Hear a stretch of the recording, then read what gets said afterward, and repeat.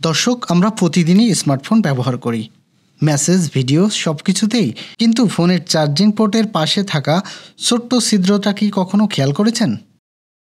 অনেকেই ভাবেন এটা শুধু ডিজাইনের অংশ, কিন্তু না, এই ছোট ছিদ্রটাই আসলে ফোনের অন্যতম গুরুত্বপূর্ণ উপাদান। একটি মাইক্রোফোন, কল করা, ভয়েস অ্যানালাইসিস ব্যবহার, ভয়েস মেমো রেকর্ড করার সময় আপনি যে কথা বলেন তা এই মাইক্রোফোনই ধরে।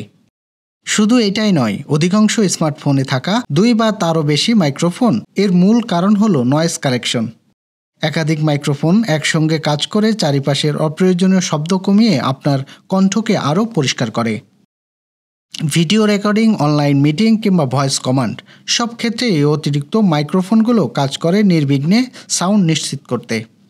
সুতরাং চার্জিংয়ের পোর্টের পাশে থাকা ছোট ছিদ্রটাকে কখনো সাজসজ্জার অংশ নয়, বরং আপনার কথোপকথনকে স্পষ্ট এবং নির্ভুল রাখার অন্যতম রহস্যের জায়গা।